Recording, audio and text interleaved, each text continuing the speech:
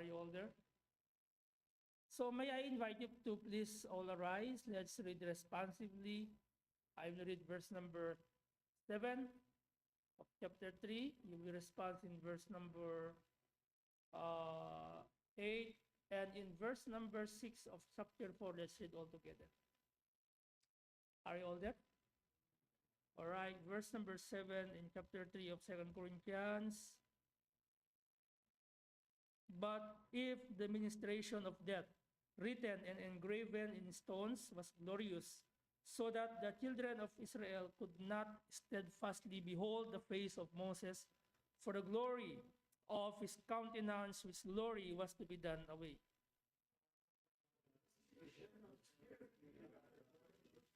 For if the ministration of condemnation be glory, much more doth ministration of righteousness exceed in glory.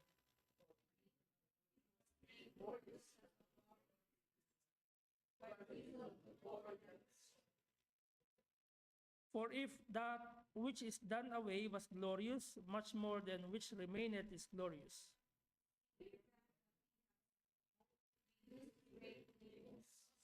And not as Moses, which put a veil over his face, that the children of Israel could not steadfastly look to the end that which is abolished.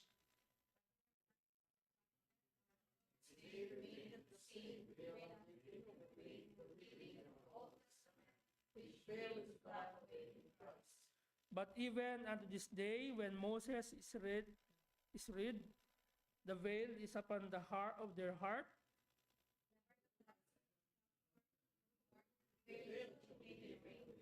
Now the Lord is that Spirit, and where the Spirit of the Lord is, there is liberty.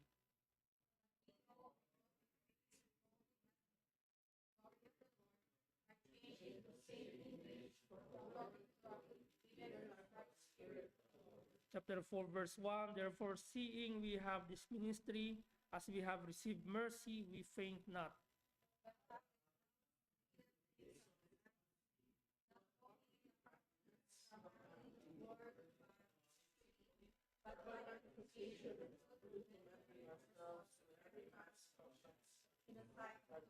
But if our gospel be hid, it is hid to them that are lost. And who God is both lighted means of them which believe not, that the light of the Lord is gospel of Christ, who is the image of God. For we preach not ourselves, but Christ Jesus the Lord, and ourselves your servant for Jesus' sake altogether. For God, who commanded the light to shine out of darkness, hath shined in our hearts to give the light of the knowledge of the glory of God in the face of Jesus Christ. Praise the Lord. Let's pray. Father God in glory, we praise you, Father, for another opportunity you have given to us this morning. Lord, we pray that give us a clean heart, a teachable spirit, and Father, we ask for the forgiveness. Purge us, O Lord, from our sins, and open our mind. Give us also a understanding to understand thy words, that we may live on it, and that the word, that the truth in your word will shine in our hearts, in our lives, O Lord. And we may, that we will use it daily in our walking and living here in this world. Once again, Lord, may your name be glorified in these passages that we are going to studying or to learn this morning. In Christ's name we pray. Amen. You may be seated. So, what is your goal each day? Ano yung goal natin daily? What is your goal each day? Okay? Did your goal is to walk 10,000 steps? Some of you are concerned your health, right? Concerned about your health. And some of you is you have plans this year and you want to cut down the list of your things to do. Okay? Or some of you, your goal to in life is have fun, earn money. Those things are not wrong, but they fall far short of why God is given us life. So what is life then? What is life for you? Ano ba yung buhay sa inyo? Because if our goal is to walk 10,000 steps, cut down your list of things to do, have fun, earn money. Again, those things are not wrong, but those things are fall far short of why God is given us life. I know some of you, you are looking for your good future. There's no wrong. But again, that is fall far short why God has given us life. Malayo ito dun sa binigay sa atin ng Panginoon na buhay. So a biblical goal for us each day is to know Christ and to make Him known in our lives. Again, the believer's goal should be in each day in your life to know Christ and to make Him known in your life. Yung makilala si Jesus Christ at mailathala siya sa ating buhay. The focus of 2 Corinthians is the nature of Christian ministry. The nature of the New Testament ministers realize that first of all, we believers we all are New Testament ministers. Either you are leaders, deacons, you don't have position in the church because we are not talking about the position in the church. But when we talk about goal, a biblical goal, every believer is a minister. Are you ready to give me the list? Not the list of the names that you want to share the gospel to them. Again, your loved ones, your friends, your workmate, your neighbors. I need today, I will talk you one by one, and then I will write down the names and the list. Okay? Even Elisha, Elijah, Erin, Ethan, I want you to be challenged in regardless to share because we are all ministers. If you believe that you are saved and you will go to heaven, then you are a minister. Even though you are not a preacher, even though you are not stand here every time, every Sunday, but you believe it or not, God called you to be a minister. Okay? Tinawag tayo para maglingkod. If you have been saved by Christ, you have been saved by the New Testament or New Covenant in Christ's blood. Forgiveness of sins by grace through Christ, death in your place. So through Christ's blood, we are forgiven by His grace, or we are forgiven from our sins by God's grace through the death of Jesus Christ in your place. Instead na tayo yung namatay doon sa krus, He took that place for us. Okay? You or we are a new covenant Christian. Of course, there is a old covenant believers like Moses, like Abraham, like the patriarchs. They are all believers in the Old Testament. But in our days, we are the new covenant, new Testament Christian. That makes all of us the witness of Christ. Okay? That makes all of us the witnesses of Christ. So again,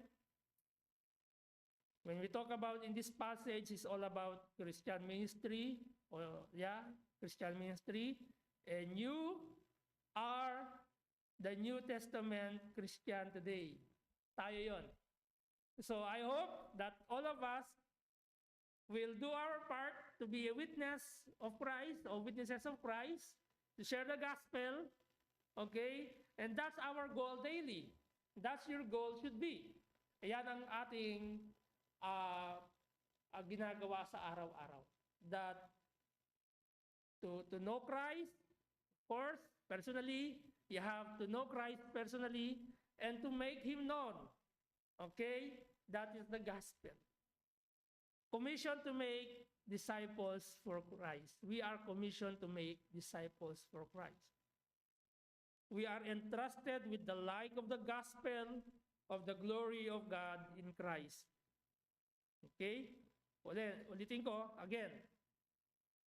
We are entrusted with the light of the gospel of the glory of God in Christ. So, when we talk about entrusted, we are so privileged to be a minister of God.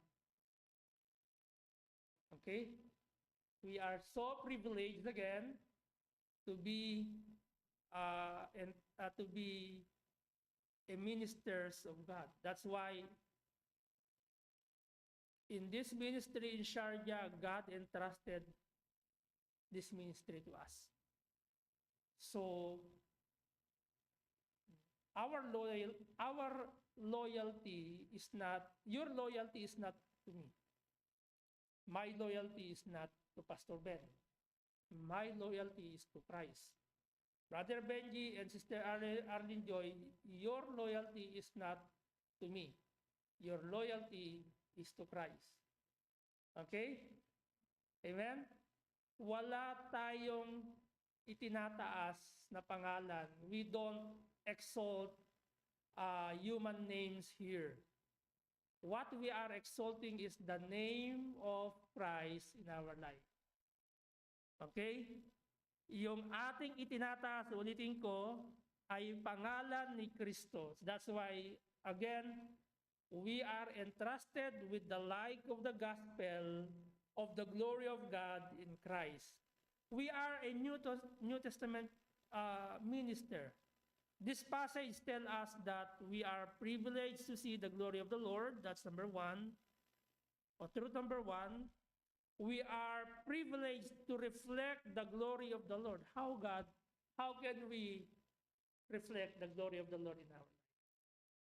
Could you please tell at least one? Who can explain? How can we reflect the glory of the Lord in our lives? Brother Kapil. Mike, you give the mic.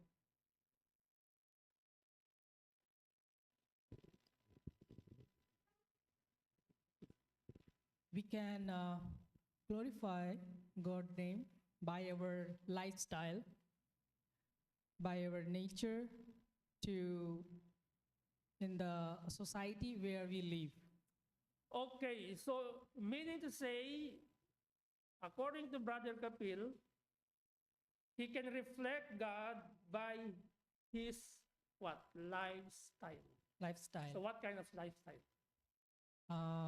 Biblical lifestyle we must live, like we must spread love, and we always be humble. We always be, with Christ, walking with God. Some people here in Dubai, they get so many temptations. So we must be serious for God. Always we must avoid bad things. And you can tell about some God's blessings to others. You are you are a believer, so you can tell that because of Christ, I am overcoming some kind of temptations, and because of Christ, I am living here a happy life. Thank you very much, Brother Kapil. Yeah. Thank Thank you. you, sir. What about the ladies? How can you reflect the glory of God in your life, or the glory of the Lord? Because we are talking about privilege, right? So how can practically reflect God's glory in our lives? O isa sa ladies. I will not, ladies? Any ladies? What about, ayaw tumingin sa akin, Pang mini-mini-mini mo ako niyan. What about Sister Marjorie? Be ready sa wait. At least give me your idea, your answer. Okay? How can we reflect God's glory in our lives? Practical. We are talking about practical. Yeah, so we can reflect the glory of God on our daily lives, as Brother Kapil mentioned, that we should not go into temptations, as he said, and more practically on application, we should live as Christians should live. So more on following God's ways. So just by not saying the bad words when, just by not saying the bad words when you're upset, or not thinking ill of somebody else when you see them, as unbelievers normally do. So those normal things were actually the ways of how Christians lives, and by living the Christian way, not only you are glorifying God, but others can actually see, and you're reflecting how Christians should live, and through that you're glorifying God. And most of the time, if other people's unbelievers see you glorifying Him on your ways, they'll be more likely acceptable on His gospel when you try to share them. So that's for me. That's it. What about Brother Benji or Sister Arlene Joy? How can you reflect God's glory in your life? We are going to practical. So give me at least words or practical words that you reflects God or God's glory in your life.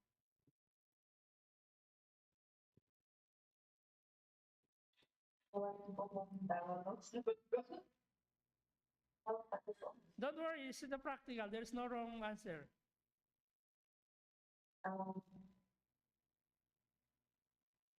Yung question po is, how we reflect in our life the glory of God? How Ano can po, we sa atin, how can we reflect God in our God's glory in our lives? we can reflect that glory in our life, ano to, as to be a good example to others, na hindi lang po sa mga kapatiran natin, kundi sa lahat po, in general. At dapat po, alagaan po natin yung ating best family life. Doon po nakabantay yung mga tao sa atin. And mabuhay po tayo na naakit sa kalooban like nice life po. Amen. So sometimes we Christian are so what do you call this? Our mind is closed. We pray for God that God give me patience. Of course, it's ano it's help, or it requires us to ask God for help. But don't even know sometimes your workmate or the people around you God will use to reflect His glory. Or what are the practical example? You are asking for patience, right? How can you practice your patience without someone will test your patience? Correct? In that, you can reflect God's glory when you control the inner man in your life. And that's you. You got the point? Diba iniisip natin, mainitin ang ulo mo. Eh you become Christian now. And you want to reflect God's glory in your life. And then you ask God, Lord, change my life. And then you have a fellow workmate that is so forward. He tell every time, every day, bad things, bad words, and you want to be changed, right? Actually, you can reflect God's glory in that situation, practically. Amen? Control your patience. Then you will reflect God's glory. You will give thoughts to the people around you. Why this guy or this man didn't retaliate, even though I say a lot of words, of bad words, but still he is calm, because God's helped you to be calm. And you are also responsible to control yourself. It's about control yourself. It's about your responsibility. Not God's done his responsibility. God's sovereignty. But controlling yourself is your responsibility, not God's responsibility. You should control yourself. Again, in that, you reflect God's glory, because you put to the people around in their mind, this guy is a good guy. In that, God's glory in your life. Amen? All of us, we have problem we are hot-tempered. Majority of human is hot-tempered. We tend to retaliate if someone telling us, or if someone doing bad to us, right? And that's human nature. That's the natural man. Retaliating against bad, but that is not good. If you want to glorify or to reflect God's glory in your life, don't retaliate. Pray and control yourself. And pray and control yourself. That's the thing. Ask God, Lord, I don't want to destroy my testimony. I don't want to destroy you in my life. So help me to control myself. Again, that's your responsibility to control yourself. Though sometimes we are failed to do that, but at least in your daily living, in your daily walk, you should to reflect the glory of the Lord. Okay? Truth number 3, we are privileged to proclaim the glory of the Lord. What's that? Glory of the Lord. Share the gospel. Show to them Demonstrate to them the life that changed in your life. Okay? So we are going now to truth number 1. We are privileged to see the glory of the Lord. We are privileged to see, but their minds were blinded. Chapter 3, verse 14 to 15. I will read it to you. And not as Moses, which put a veil over his face, that the children of Israel could not steadfastly look to the end of that which is abolished. But their minds were blinded, yung kanilang isip ay sarado. For until this day remaineth the same veil untaken away in the reading of the Old Testament, which veil is done away in Christ. So there is a believers here that Paul is talking about that they won't accept Jesus Christ as their Messiah. They are stuck in the Old Testament views.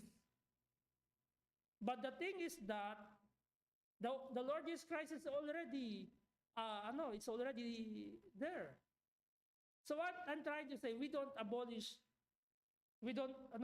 remove in our Bible the Old Testament. The Old Testament from Genesis up to Malachi is a timeless truth to every believer. This is a timeless truth that we can read it to add to increase our faith that how God worked, or how the great God worked in the life of a human. There is a lot of example God works in the life of a human in the Old Testament. But the thing is that this or some of the human or some of the believers, they are blinded. They don't want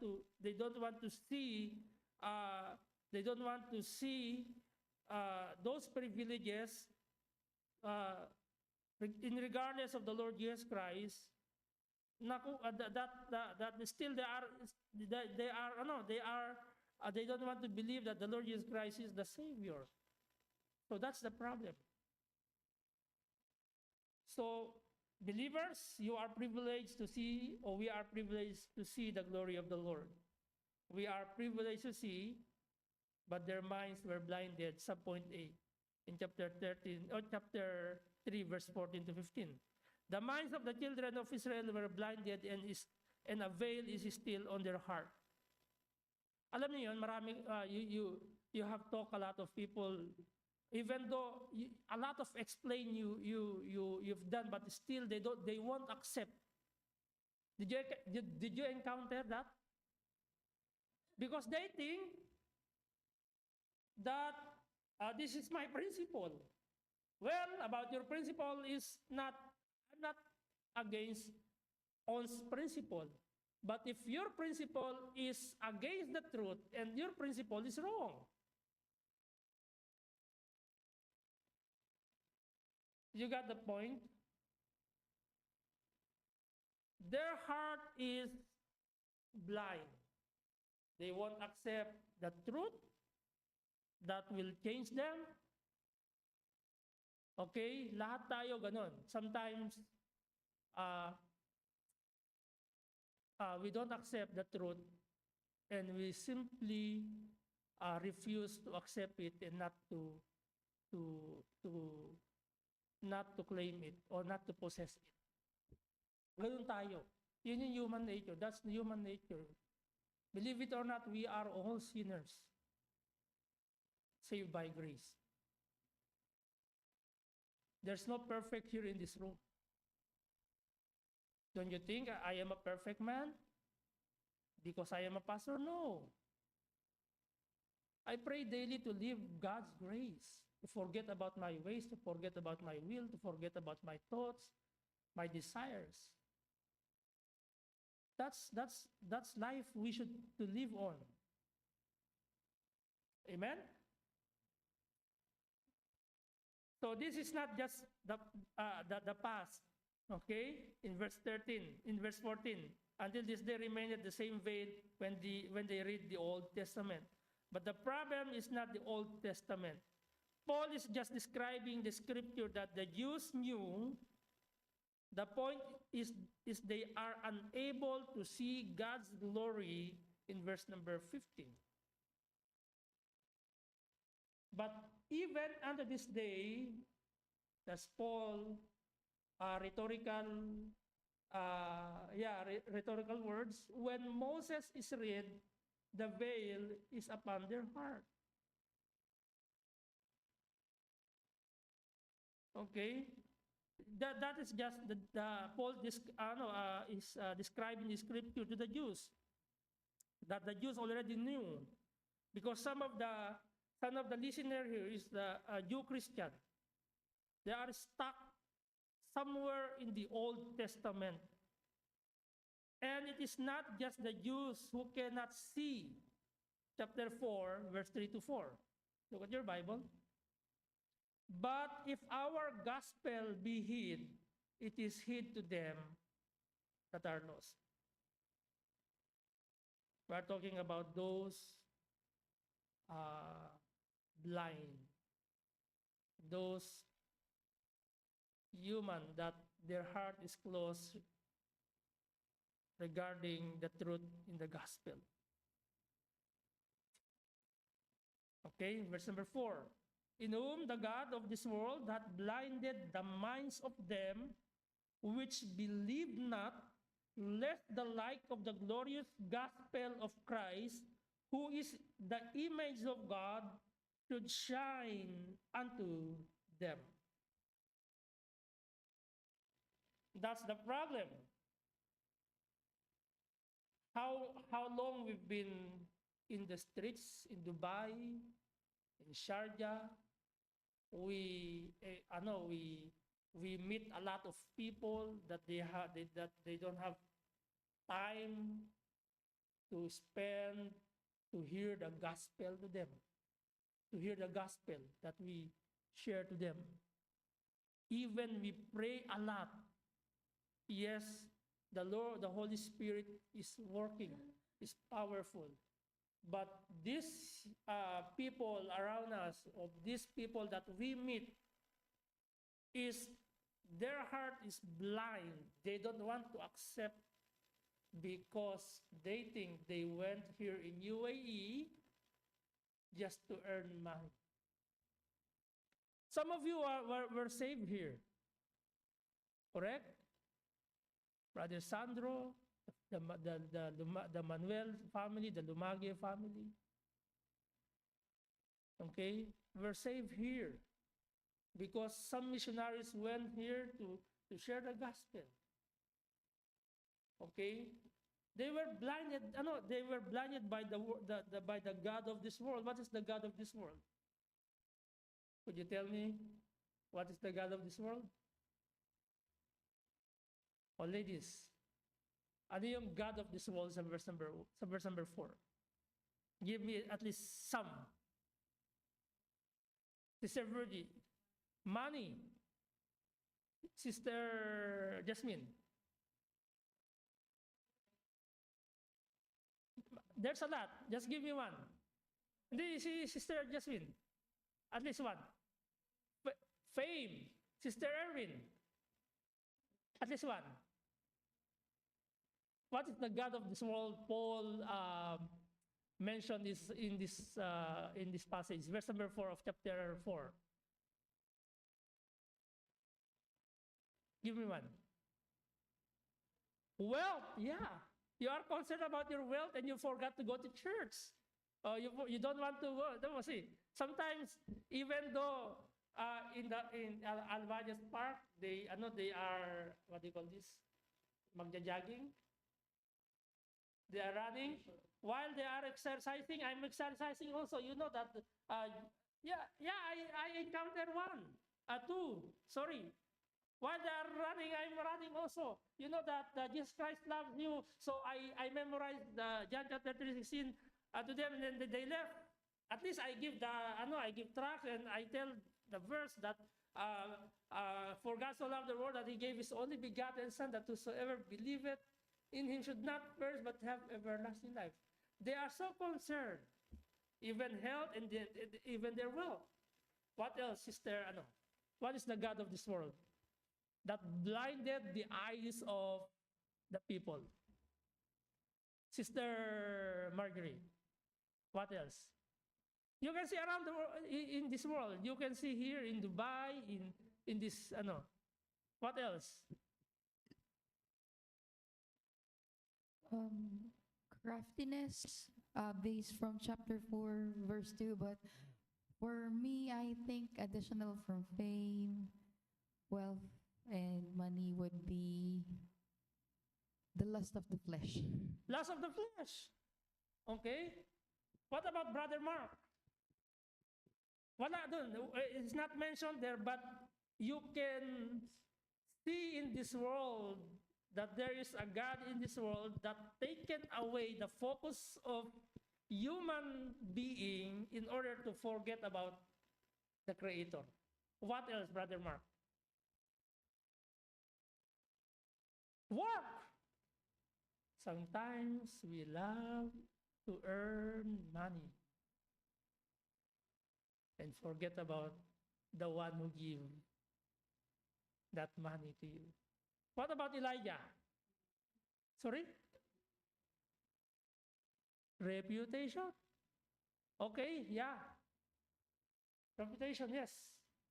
What about Brother Marvin? Position, yes, of course. It's related to wealth. Yeah. Brother Sandro, what else? Social media, yes, nowadays. That's correct. Brother Kapil, what else? Worldly temptations in general, yes. What about Brother Ethan? Knowledge, yes, they are foolish, but they are knowledgeable in everything, especially in secular, but foolish in the Word of God. What about Kuya Elisha? What else? Food, yes. We love to eat. Yeah. What about What about Brother Benji and Sister Aaron Joy? What are the gods of this world that blinded the eyes of the people?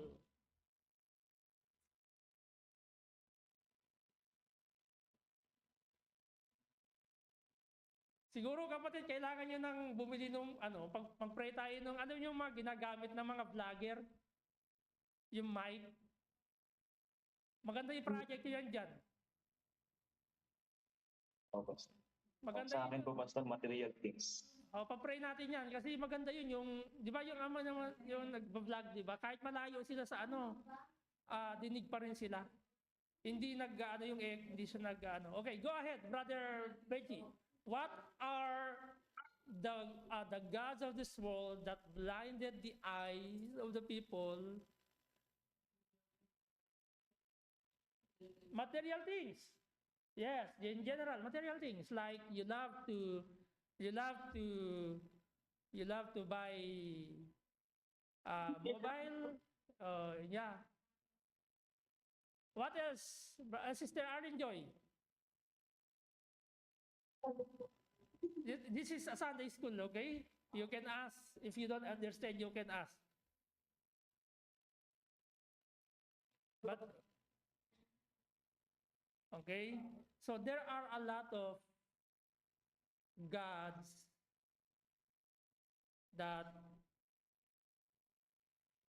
people were blinded. We are not talking about the statue, the images. We are talking about the gods of this world. Your wealth, your health. What else? The material, the lust of the eyes, lust of the flesh. What do you call this? The worldly things. Okay? Sport, you know that some of the that is also gods for them. They won't go to Sunday today, right? And there is a final or championship. They choose to go to watch rather than to go to church. See? We are not, we are not dogmatic that I'm saying don't go to work. No. Speaks about your priority. You can earn money, but what is your priority? You can go to work, but what is your priority? You can pray for the position. What is your priority? You can ask God for the increase of your salary, but what is your priority? Okay? Those things are not wrong. Again, I said in my introduction, those things are not wrong. Okay? But it can be used by Satan to blind your eyes to know Christ and to know the truth.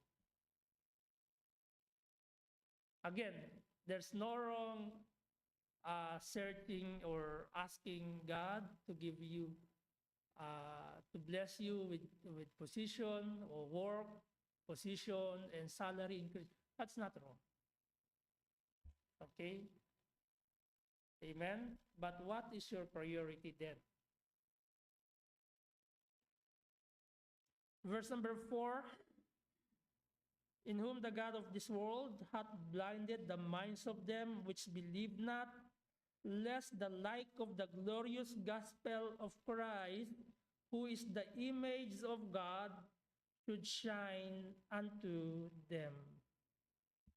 Remember, everything is provided for you, for all of us.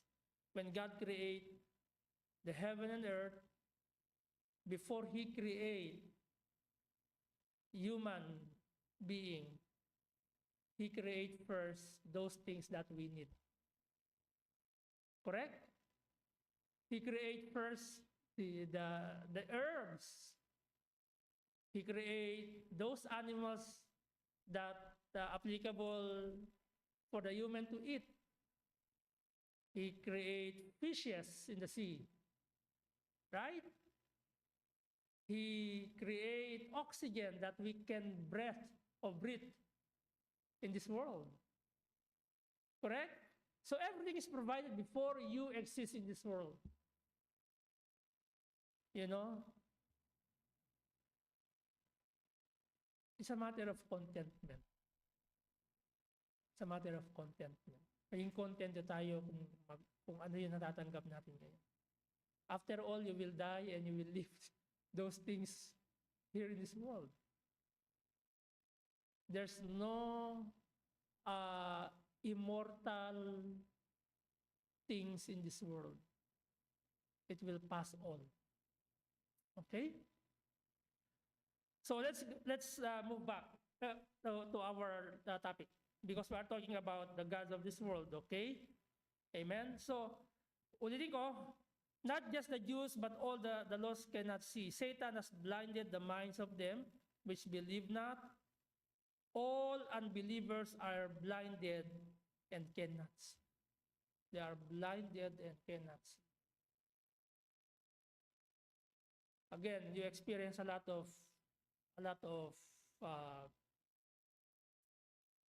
refusal or rejection when you share the gospel, correct? Amen. Did you experience that? They reject the gospel. Did you experience that in front of you they hear the gospel and put it into trash bin or to garbage bin? Did you experience that they say you are foolish? Right? That's part. Because they were blinded. But we are not we will not stop because of that rejection. We will continue on because we will do our part to be to reflect God's glory or the Lord's glory. Okay? What does it mean to see? There is some illustration here, but I don't think so it will be helpful to you. I don't, but I pray that you will that you understand what I'm trying to explain here in this passage. So, ito ay kay Dr. Philip. When he first went to Philippines, 1991, he have two students live with him. They were from the province. It was their first time in Manila, first time to have an American teachers. One day, one of them asked him, "Sir, what do you mean when you say I see?" Did you get the point? When you talk to the American people, sometimes you will, I see, I see. That is the expression that they understand your explanation. Right? Sometimes I use right. I want to confirm you that you understand what I'm explaining it. But for them, every time when they say I see, they understand even though no one explain I see. They understand the things that you want to point it to them. Okay? But unbelievers' minds and hearts do not understand.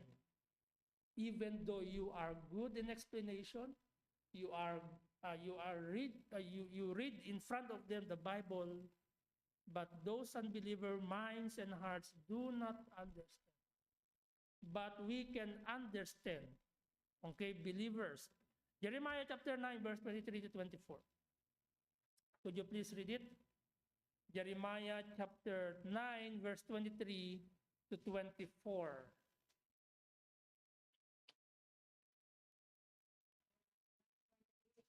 That saith the Lord, let not the white man glory in his wisdom, neither let the mighty man glory in his might, let not the rich man glory in his riches, but let him that glorieth glory in this, that he understandeth and knoweth me, that I am the Lord, which exercise kindness, judgment, and righteousness in the earth, for in these things I delight, saith the Lord.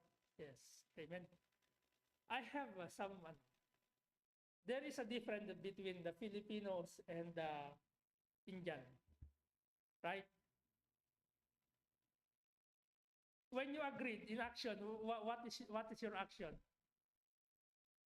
Because when you say yes in Filipino like this, right? In Indian like this, but sometimes I see like this. They agree. Okay, now I got the point. Okay, Jeremiah told, "Thus saith the Lord, let not the wise man glory in his wisdom, neither let not the mighty man glory in his might, let not the rich man glory in his riches, but let him that glories glory in this, that he understands and knows me, saith the Lord." What is the important then in your life? Ano yung pinaka-importante sa buhay niyo? We will end this point. What is the important in your life? Because when you really understand this passage, your wisdom, your knowledge is nothing apart from God. Your riches, your mighty man glory, or your might and rich or richness is nothing apart from God. No problem, you own everything. But without knowing God in your life, then you are still nothing. Amen? Because when you have God in your life, you have everything in your life. Maybe you can own one room in Burj Khalifa without God, then you're still nothing. Maybe you take you have a you have a degree or you are doctorate without God, without knowing God, still you're nothing. Amen. John chapter 1 verse 3. We will end in this. John chapter 1 verse 3. Can you read it, Brother Kapil? John chapter 1 verse 3.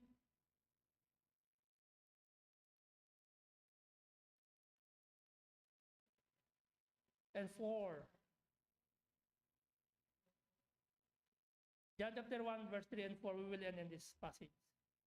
We will continue on next. Made by him, without him he was not anything made that he was made. In him was life, the life was life. Amen. All things were made by him. Who's that him? Jesus Christ. Meaning that Jesus Christ is God. Without him was not anything made that was made. From the creation of the world, God made everything you see, everything you have, everything you possess. God created by him, or through him, I should say. Amen? So, again, if you understand the passage that Jeremiah tell or that the Lord tell to Jeremiah, thus saith the Lord, let not the wise man glory in his wisdom, neither let the mighty man glory in his might, let not the rich man glory in his riches, but let him glory in this, that he understands and knows me, saith. Amen? Do you have any question? Tapos na po tayo. Let's have a break and we will resume our worship service at exactly 10:30. Do you have any questions? Did you understand all? I hope that you understand, and I will ask you by next week, we will have a group work again. By next week, I hope everybody will be cooperative with your groups. Okay, if you don't have any question, let's all stand up. Let's go to God in prayer. Our Sunday school is done, and later on, we will have a worship service.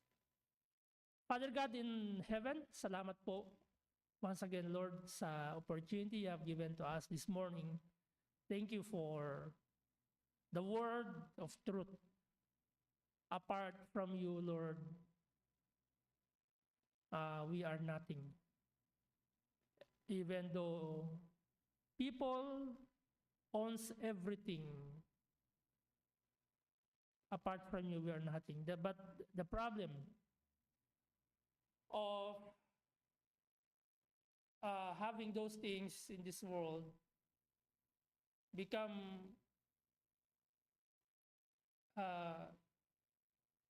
God to those people that the gospel is that they will not believe in the gospel.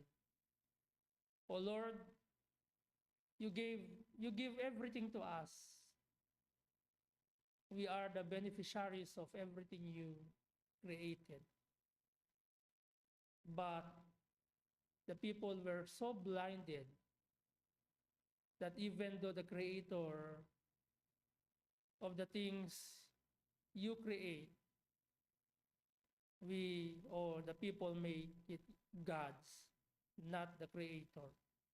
Oh Lord, we pray that every time that we share the gospel. We pray, Lord, that move to their lives because we believe the Holy Spirit is a powerful God that can touch and talk to those people that we would like to share the words of the gospel or the truth in the gospel. Lord, bless us. Bless also the food that we are going to partake, the coffee, and the water that we are going to drink. That these things will be nourished in our body and an instrument, O Lord, in our service to you. May you bless the brethren that that still preparing going here. May you send them here safe and sound, O God. In Christ's name we pray. Amen. We may have a short break, 1 hour. 1 hour ba?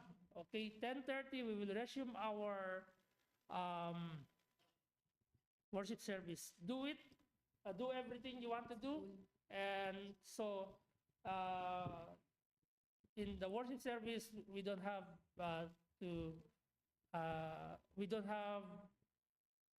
we should to focus in our worship service.